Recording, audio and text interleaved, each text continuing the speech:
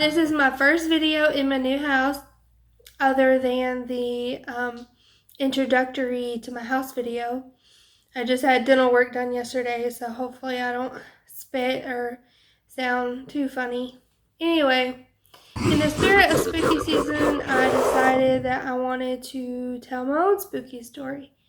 And yes, it is daylight, and it probably would be more aesthetic to have it at night, but I'm a big baby when it comes to anything spooky. It doesn't even have to be like paranormal. A Freddy cat for sure. I decided to suck it up and share. So, well, before I get started, I found this really cool bottle at Dollar General. It was like $2 because all their Halloween stuff's on sale, and it says spider webs extract. I think it's pretty cool, dude. And then these flowers my husband brought home for me, and I thought they go perfectly with what I'm filming. Anyway, so to understand my story, we have to go all the way back to the beginning when I was just a wee babe in my mother's arms, innocent and yet fearful. And so I didn't trick or treat for the first time until I was 16. My parents were against it for religious reasons. And for some reason, all of a sudden, they just were like, hey, wait, you know what? I think it's not so bad. And by the time I was 16, I was like, yay, candy. But I've never been into it like some people are. And my very first encounter would probably be at the house my parents live in now. They bought it in 2008, I think, when I was like 13. I think I was 13 when we moved in, and I'm 30 now, so they've been there quite a while. Anyways, if you stay the night, like the whole house creaks, and yes, houses creak, sure, the wind blows, sure, but the way it creaks is not normal. Like it sounds like somebody's walking around upstairs if you're downstairs. And anytime we would ask my dad about it, he'd always say, oh, it's just the house settling. And like, I don't think that they think about that. And when I was living there, I thought it was normal. And then I got out into the bigger world. I'm like, that wasn't normal. And for some reason, take it what you will, for some reason in their house, oh, I'm sorry, the camera's shaking. I'm touching the table.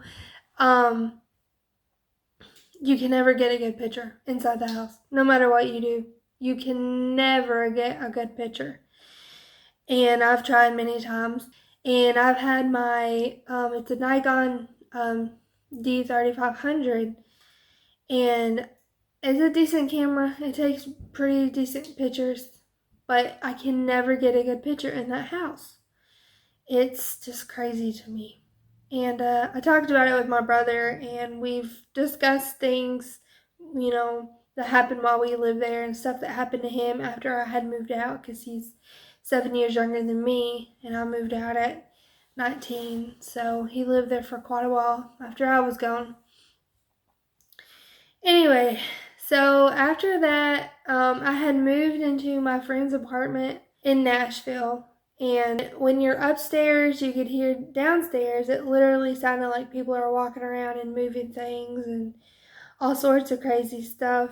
But there's nobody there ever. And I would be so scared to go down there. And this might or might not have been paranormal. It might have just been whatever. Her door always stayed closed and mine always stayed open. Or mine always stayed closed and hers always stayed open. I think that's what it was. I'm sorry, this was back in like 2012, I think, so it's been a while. I came home and my door was open and hers was shut. And I couldn't find my computer, and I opened her door, and my laptop was laying like right behind her door, like open, like open. And that freaked me out. I don't know why, but it did. And I did happen to go to Vegas 2013, and we went on a ghost tour, and it was pretty crazy, and that scared me for a really long time. Slept with the lights on for at least 2 weeks. I don't want anyone to haunt me. And you can never get haunted if the lights are on, right?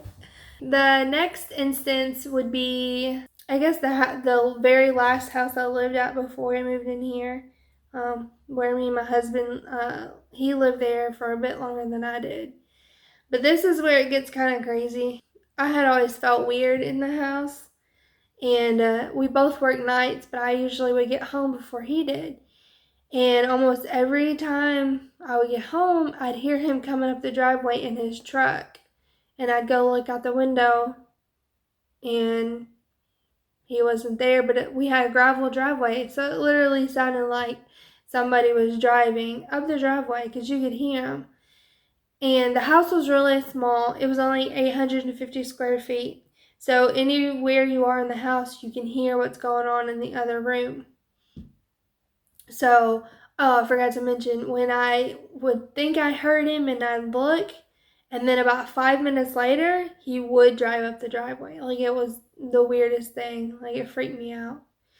So even driving by there, there's like this big picture window, and even when I drive by there, I don't live there anymore. Like, I'm always afraid to look because I expect to see something, even though like I know like nobody's living there, or they weren't too long. They might be now. I don't know. I haven't driven by there in a while.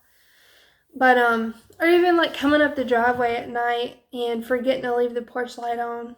Like, some of it, like, I might have just freaked myself out, but there was an energy there that isn't here in this house. And both of the houses are about the same age, built in the late 60s. We had our daughter, right? And so we got baby gates that were given to us, and we put them up, and they almost immediately came back down because one of the baby gates, it just was like a up latch, and the other one was like a button push. So the up latch, you could put it down, and then you had to like, I don't know how to explain it. It had like the thing and then the actual latch, and we could just put the top part down without actually latching it, and it would keep it closed so the baby couldn't go into the kitchen. Well, that sucker opened and closed many times, and the last straw was for me was the last time, and then I took it down and was like, you know what, we'll just, we don't need those. It happened to my husband more than me because I would go to bed really early with the baby, and he'd stay up and watch TV. And one time I was in the other room, and I thought I heard him say my name in the back bedroom. I thought I heard him say it from the kitchen, and our kitchen was really small, so you had the fridge and then you had the washer and dryer right next to it. Well, remember how I said in any room in the house you can hear what's going on in the other room no matter where you are. And so I thought I heard him say my name. So I was like, hey, what? And then I thought I heard him say something else. And so I go in there, and he's sitting on the couch. And I heard my name from the kitchen. And I was like, hey, were you in the kitchen? Did you call my name? And he's like, no, I'm just watching TV. And I was like, it sounded like you were right by the washer, and you called my name and answered me. And he was like, nope, I've been sitting here the whole time. And that might not sound like much to anybody, but like I said, I get freaked out very easily, and that freaked me out. Anyways, back to the gates. So it had happened several times. One of the times it was like bam, like somebody had just walked like through it and was angry and just slammed it against the wall. And I see my shadow, and it's kind of freaking me out now. Anyway, this is why I'm doing this during the day, because I'm already getting chills from it. So I was like, and I heard it in another room, and I come in there, and I'm like, was that the gate? And my husband's like, yeah. He was like, it just slammed open on its own. And I was like, okay, that's cool. And my husband doesn't play jokes like that. Like, he's he doesn't do that kind of stuff, or whatever. And like, I don't even watch scary movies. Like, I can't even watch like anything. The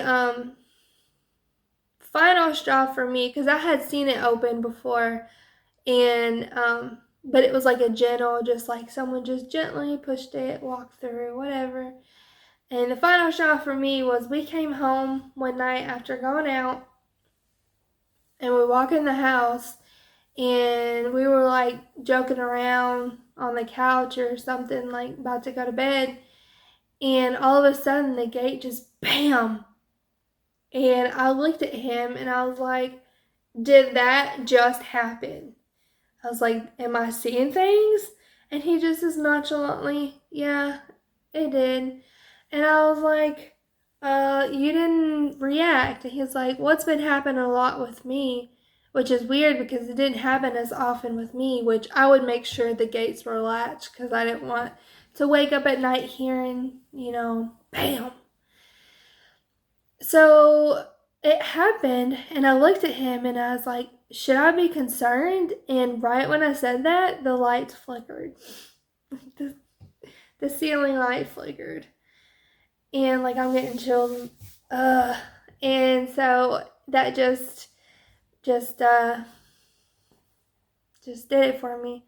So the gates came down, and so we couldn't leave immediately. I mean, I wanted to leave, burn the whole house down or lock it up and no one ever go in there.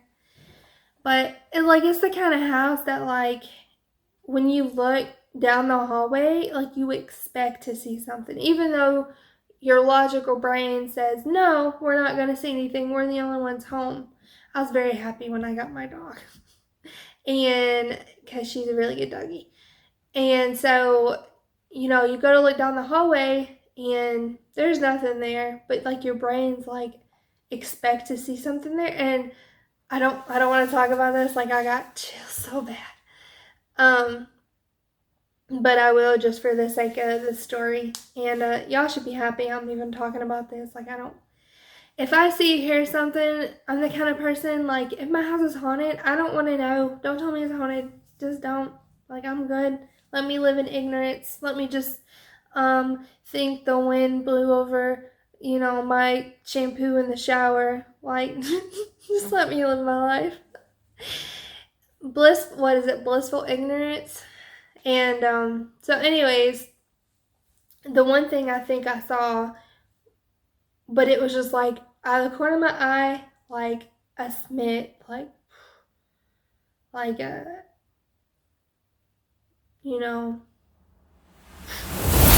and in my peripheral, not, and then when I turned my head to look, and then there was nothing there.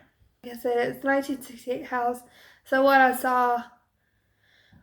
I think I saw, I don't want to talk about it because what if it comes here? Does that happen? That's a thing, right? I've been watching scary TikToks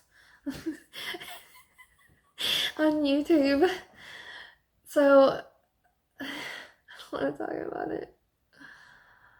I told you I was a baby. It was a female woman in it was like an old like lace dress, but it was from like what they'd wear, oh no, way before the 60s. I don't know how to describe it. Like what Laurel Ingalls would wear just like on a nice sunny day, but it was pink, and like baby pink.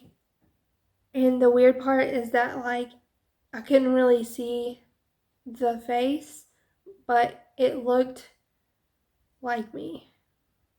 It was really weird. I don't even want to talk about this no more. I need to bless my house. Send a priest over. Stat. Come on, bring some holy water. Let's bring Jesus into this. So, like I said, I'm not really much into Halloween or anything that has to do with it. And I did dress up one year, a couple years ago, as a couple's costume. but I don't. Like, I don't do anything with it. And I have an almost 2-year-old, and so I'm not really, like I said, I'm not big on it. Like, oh, excuse me, my friend invited me. She's having like a little Halloween thing, girls' night, and I'm excited about it, and I'm gonna go to that. But that's probably about as Halloweeny as it's gonna get. Like, I did want to dress my daughter up, kinda, but then I'm just like, we're probably not gonna do anything. We have to go to my parents' neighborhood to trick or treat, but I think we might just take her to one of those little festival trunk or treat things where she can play some games and have some fun. So, so whoever is watching this should be forever grateful that I shared those scary stories with you. And obviously, I'm not a very good storyteller, but I can make up. Well, that's not true because I can make up some. They're not necessarily scary, but they're like weird, where kind of reality is not what you seem, or not what it seems like you think. And so I've told some pretty decent ones to my nephews, and they are now 10 and 11. And so I've been filming for a while now, but I proud of myself for sharing it, but I probably won't ever talk about it again. Well, actually, if you comment, I will talk to you about it. I probably won't talk to you about it in person. Also, if you have any paranormal, murderous, I don't want to say that. I'm sorry, I shouldn't say that. Story that you want to share, just drop it below. I like hearing other people's stories, but not necessarily talking about my own. I did buy a pair of Halloween leggings. Let me see if I can put them up here for you to see. Oh. I got those from Walmart, and then I got this cute little headband with skulls on it, also from Walmart, and everything was on sale, thankfully, because I only bought these to go to the my friend's party. Like, it's sleepover themed. So I got my house shoes on, I got my leggings, my Halloween themed leggings, and I got my black shirt, and then I got my skull headband, which no, it doesn't match my pants, but I will definitely wear it at a later date because I do like skulls. I like skulls. Anyway, that's off topic. Now I'm just rambling. I hope you enjoy listening, and I hope that I went in a decent timeline and it makes sense. I guess I'll make a video if anything happens here, but this house has such a different energy. Like, it's open and it lets lots of light in, and like the other house had the big picture window, but it was different. Like I said, different energies. So anyways, I hope you enjoyed this story time with KCD, and I hope everyone has a spooky Halloween.